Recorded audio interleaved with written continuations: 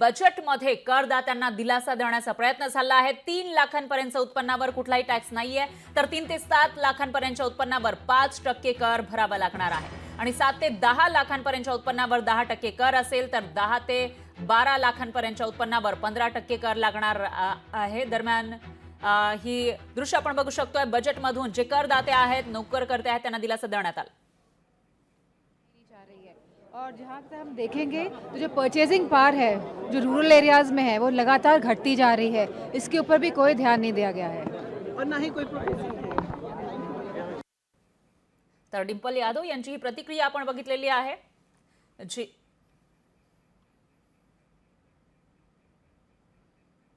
which have been neglected by all the previous governments.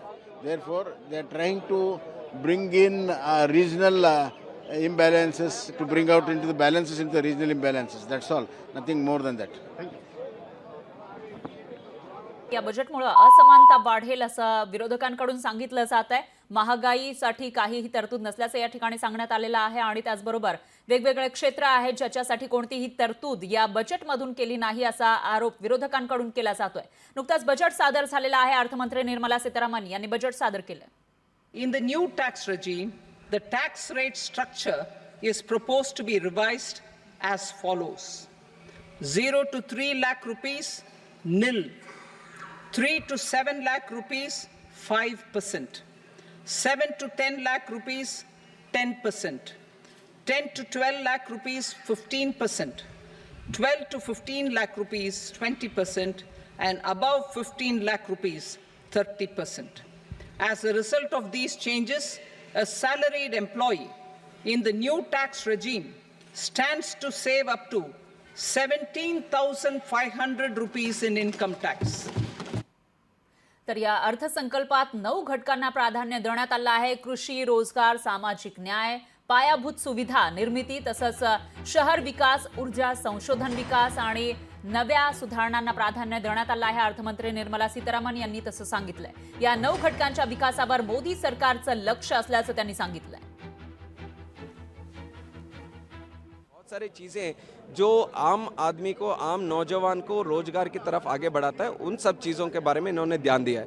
और ऊपर से आंध्रा की बात जब आती है तो उसके लिए तो मैं तहे दिल से शुक्रिया अदा करना चाहूँगा नरेंद्र मोदी जी को, जिन्होंने एक वादा किया था कि आंध्रा की देखभाल हम करेंगे और उन्होंने आज किया है बजट के रूप में. जो कैपिटल की बात आती है, 5 साल जब जगन मोहन रेड्डी की सरकार आंध्रा में थी तो नो कैपिटल स्टेट कर दिया था. अमरावती को पूरी तरह से डिस्ट्रॉय कर दिया. वहाँ पे किसानों के साथ जो हमारी एक एग्रीमेंट थी उस सबको डिस्ट्रॉय कर दिया. तो उसको एक बल देने के लिए आज 15,000 करोड़ का पैकेज एक जो दिया हुआ है, उसके लिए हम अपने किसानों की तरफ से, स्टेट की तरफ से हम शुक्रिया अदा करना चाहेंगे. ये केवल एक बजट वाला इशू नहीं है, ये इमोशनल इशू है आंध्रा के लिए. उसको एक जगह मिला है आज बजट में. और पोलोवरम प्रोजेक्ट जो लाइफलाइन है आंध्रा के लिए, उसके बारे में भी उन्होंने बोला है कि वो ऑन टाइम वो रिस्पॉन्सिबिलिटी के साथ कंप्लीट करेंगे. तो वो भी एक अच्छी बात है आंध्रा के लिए. और ऊपर से जो बैकवर्ड डिस्ट्रिक्ट्स हैं आंध्रा में, उसका भी एक मेंशन उन्होंने किया था कि वहाँ पे भी सेंट्रली स्पॉन्सर्ड स्कीम्स हो या फिर अलग तरीके के पैकेजेस हो, वो सब भी इम्प्लीमेंट करके वहाँ पे जो स्टैंडर्ड ऑफ लिविंग है वो हम आगे बढ़ाएंगे. वहाँ पे जो गरीब लोग हैं, अंत्योदय लोग हैं, उन सबको भी हम आगे बढ़ाएंगे. तो इस तरह की चीज़ें जब बोली जाती हैं बजट में, तो ज़रूर हमारे आंध्रा के लोग में या 5 करोड़ जो आंध्रा के लोग हैं उनमें एक विश्वास पैदा होता है कि चुनाव से पहले जो वादा किया था वो अब पूरा होने वाला है. तो ये उस नज़र से हमें देखना चाहिए कि 5 साल जगन रेड्डी के सरकार में आंध्रा को पूरी तरह से डिस्ट्रॉय हो गया है. 20 साल हम पीछे चले गए. अगर केंद्र सरकार आगे आकर हमें हाथ नहीं बढ़ाता तो हम आगे नहीं बढ़ सकते. तो वही नरेंद्र मोदी जी ने समझकर आंध्रा की ओर एक हाथ बढ़ाए कि हम साथ हैं. तो उसके लिए हम बहुत बहुत शुक्रिया अदा. लेकिन जिस तरीके से ऑपोजिशन कह रहा है कि कुर्सी बचाओ, अरे ऑपोजिशन हाँ, तो ऑपोजिशन को क्लैरिटी मेंटेन करना पड़ेगा. मैं कल तक देख रहा हूँ, कल तक उनको बोलते हैं कि तेलुगु देशम कुछ मांग नहीं रही, तेलुगु देशम कहीं पर कुछ बोलती नहीं है, तेलुगु देशम को आंध्रा के लिए कुछ पूछना नहीं है. अब जब बजट में इतना सारा है तो बोलते हैं कि जब आंध्रा को ही चला गया है, सब इधर ही हो रहा है. तो चाहते क्या, आंध्रा को पैसा मिले ऐसे चाहते हैं कि आज ना मिले ऐसे चाहते हैं? उनको एक क्लैरिटी मेंटेन करना पड़ेगा. अरे आंध्रा भी इस देश में एक स्टेट है, 5 सालों में कितना नुकसान हुआ है उनको भी एक बार देखना चाहिए, कांग्रेस वालों को या इंडिया अलायन्स वालों को। जिस तरह से नुकसान हुआ है ये पैसा भी कम ही है। आताची एक ब्रेकिंग न्यूज आपण बघतोय। बजेटमध्ये बिहार आणि आंध्र प्रदेशसाठी भरघोस तरतूद करण्यात आली आहे आणि मुख्य म्हणजे पाठिंबा देणाऱ्या चंद्रबाबू नायडू आणि नितीश कुमार यांना मोदींनी रिटर्न गिफ्ट दिल्याचं दिसतंय। बिहारमधील महामार्गासाठी 26,000 कोटींची तरतूद करण्यात आली आहे। त्याचबरोबर इथं विद्यापीठांची घोषणाही करण्यात आली आहे। महाबोधी आणि विष्णुपाद कॉरिडॉरची घोषणा सुद्धा या ठिकाणी करण्यात आली आहे। तर आंध्र प्रदेशला नव्या राजधानीसाठी 15,000 कोटींचा निधी आणि त्याचबरोबर एकूण 50,000 कोटींच्या निधीची तरतूद करण्यात आली आहे। त्यामुळे बजेटमधून बिहार आणि आंध्र प्रदेश ज्यांनी एनडीए सरकार स्थापन करण्यामध्ये महत्त्वाची भूमिका बजावलेली आहे, या दोन राज्यांना मोदींनी मोठं रिटर्न गिफ्ट दिल्याचं पाहायला मिळतंय। कारण भाजपला मागच्या लोकसभा निवडणुकीमध्ये संपूर्ण बहुमत मिळालेलं नव्हतं। जो लाइफ सेविंग ड्रग्स हैं उनके ऊपर जो रिलीफ दिया गया है वो सराहनीय है, फैक्ट है, अच्छा है, उसकी हम सबों की मांग थी। बिहार के लिए जो हुआ है, बिहार का होने के नाते बहुत अच्छा लगा, लेकिन उसकी कीमत तो आपको चुकानी ही थी। यानी बिहार को ऐसे नाक नहीं पकड़ के वैसे नाक पकड़ा, लोग एक्सपेक्ट भी कर रहे थे, अच्छा किया। बिहार को ज़रूरत भी थी, बिहार की मांग भी थी, आपने किया। लेकिन साथ साथ आपने आंध्रा के लिए भी किया, एक्सपेक्टेड था। लेकिन बाकी आपने तेलंगाना के लिए क्या किया, पंजाब के लिए क्या किया, और जैसा आपने कहा बंगाल के लिए क्या किया, बहुत सारी बातें हैं जिस पे अब कल से उछल उछल के बातें होंगी। Thank you. तर शत्रुघ्न सिन्हा यांची ही प्रतिक्रिया आलेली आहे, आपण बघितलेली आहे। दरम्यान चंद्रबाबू नायडू यांची जिथे सत्ता आहे त्या आंध्र प्रदेशसाठी विशेष तरतूद करण्यात आली आहे, आर्थिक तरतूद केल्याचं पाहायला मिळत आहे। आणि त्याचबरोबर नितीश कुमार यांच्या बिहारसाठी सुद्धा मोठी तरतूद या ठिकाणी करण्यात आलेली आहे। तर आंध्र प्रदेशला नव्या राजधानीसाठी 15,000 कोटींचा निधी दिला जाणार आहे। New airports, medical colleges, and sports infrastructure in Bihar will be constructed. An additional allocation to support capital investments will be provided. The requests of Bihar government for external assistance from multilateral development banks will be expedited. Our government has made concerted efforts. BSE Sensex एक continuum है। अगर आप देखेंगे कि पिछले साल से आज तक 20,000 पॉइंट्स ऊपर बाजार चला गया है। हमारी आर्थिक विकास 8.2% तक पहुंची है, जो विश्व में एक रिकॉर्ड धारण किया है। भारत की विकास और प्रगति, जहां एक तरफ आर्थिक विकास बढ़ रही है, वहां महंगाई पूरे विश्व से सबसे कम है। हर एक क्षेत्र में अधोसंरचना में बढ़ोतरी हो रही है। कैपिटल एक्सपेंडिचर में 9.5 लाख करोड़ पिछले वर्ष था, 11.11 लाख करोड़ इस वर्ष का आकलन है। हमारी एक capital expenditure investment oriented economy आज बन रही है, जो एक शुभ संकेत है। बहुत बहुत धन्यवाद। Thank you. तर ज्योतिरादित्य शिंदे यांची ही प्रतिक्रिया आपण ऐकली आहे। जिस स्टेट ने इस देश को आत्मनिर्भर करने का काम किया, जिस देश ने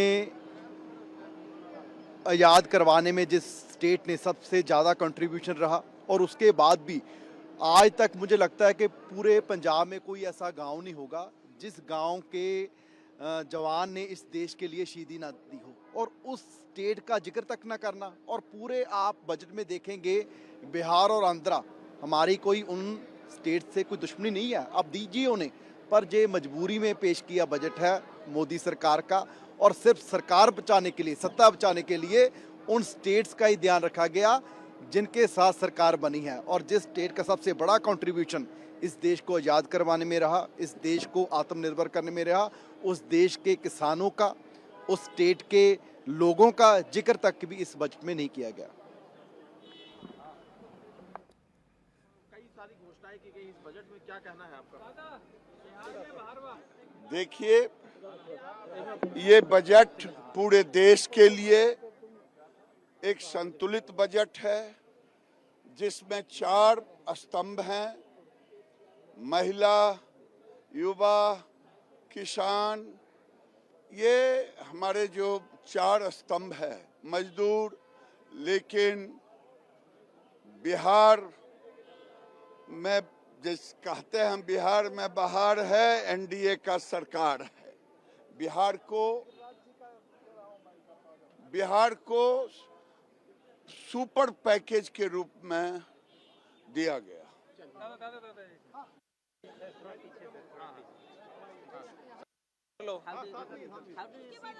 This is one of the best budgets that the country has ever seen. In terms of 4 sectors, 4 important wings, the central government has tried to तर या वेगवेगळ्या प्रतिक्रिया समोर येताना दिसत आहेत. विरोधक नाराजी व्यक्त करताना दिसत आहेत, तर दुसरीकडे जे सत्ताधारी आहेत ते समर्थन करताना या ठिकाणी पाहायला मिळतात. दरम्यान आंध्र प्रदेश आणि बिहार या दोन्ही राज्यांमधील जे पक्ष आहेत त्यांनी महत्त्वाची भूमिका बजावलेली होती. एनडीए सरकार स्थापन करण्यामध्ये त्यांची महत्त्वाची भूमिका राहिलेली आहे, कारण लोकसभा निवडणुकीमध्ये भाजपला संपूर्ण बहुमत मिळालेलं नाही. त्यामुळे त्यांना एनडीएमधील पक्षांची गरज होती आणि त्या पार्श्वभूमीवर गरजेच्या वेळेला कामी आलेले चंद्रबाबू नायडू आणि त्याचबरोबर नितीश कुमार यांच्या राज्यांसाठी महत्त्वाची घोषणा आज झाल्याचं पाहायला मिळतं. त्यांना भरभरून निधी दिला जात असल्याचं पाहायला मिळतंय आणि त्याचबरोबर देशातील इतर क्षेत्रांमध्ये सुद्धा महिला असतील किंवा तरुणांना रोजगार देण्यासाठी सुद्धा तरतूद केल्याचं या ठिकाणी अर्थमंत्री निर्मला सीतारामन यांनी सांगितलेलं आहे. रोजगार आणि कौशल्य विकासावर सरकारचा भर असेल, कृषी उत्पादन वाढवण्यावर सरकारचा भर असेल असं त्यांनी सांगितलेलं आहे. तर वेगवेगळ्या घोषणा आज करण्यात आल्या. नैसर्गिक शेती करण्यावर सरकारचा भर असेल असंही त्यांनी सांगितलंय. तर ग्रामीण अर्थव्यवस्था सुधारण्यावर सुद्धा सरकारचा भर असेल असं अर्थमंत्री निर्मला सीतारामन यांनी सांगितलेलं आहे. दरम्यान बजेटमध्ये बिहार आणि आंध्र प्रदेशसाठी भरघोस अशा तरतुदी करण्यात आल्या आहेत. आंध्र प्रदेश जिथं टीडीपीची सत्ता आहे आणि टीडीपी सोबत असलेले एनडीए मध्ये असलेले भाजपची सत्ता या ठिकाणी आहे आणि लोकसभा निवडणुकीमध्ये जो काही निकाल आलेला आहे त्याच्यामध्ये एनडीएच्या जागा घटलेल्या असताना या पक्षांनी साथ दिली मोदींची सरकार स्थापनेसाठी आणि त्याचं रिटर्न गिफ्ट म्हणावं लागेल, कारण आंध्र प्रदेशची राजधानी अमरावतीच्या डेव्हलपमेंटसाठी आतापर्यंत 15,000 कोटी दिल्याचं या ठिकाणी सांगितलेलं आहे त्यांनी आणि या चालू आर्थिक वर्षामध्ये 15,000 कोटी तर पूर्णपणे या वर्षामध्ये 50,000 कोटी दिले जाणार आंध्र प्रदेशसाठी असं या ठिकाणी विशेष तरतूद करण्यात आली आहे. तर बिहार नितीश कुमार यांच्या बिहारसाठी सुद्धा विशेष तरतूद केली आहे. या ठिकाणी नवीन महाविद्यालयांची घोषणा करण्यात आली आहे. रस्ते बांधणीसाठी 26,000 कोटींची तरतूद आहे आणि इतरही डेव्हलपमेंटची कामं बिहारमध्ये केली जाणार आहेत, कारण नितीश कुमार यांनीही साथ सोडली नाही. नितीश कुमार जे पलटूराम म्हणून ओळखले जातात ते साथ सोडतील भाजपची असा अंदाज लावला जात होता, पण एनडीए सरकारमधून हे बाहेर पडले नाही आणि मोदींची साथ त्यांनी दिल्याचं पाहायला मिळालं होतं. त्याचा रिटर्न गिफ्ट कुठेतरी आता या बजेटमधून त्यांना दिल्याची चर्चा रंगलेली आहे. नितीश कुमार आणि चंद्रबाबू नायडू यांना खुश करण्याचा प्रयत्न असल्याचं बोललं जातं. लोकशाही मराठी ऐका, पहा, जागरूक रहा.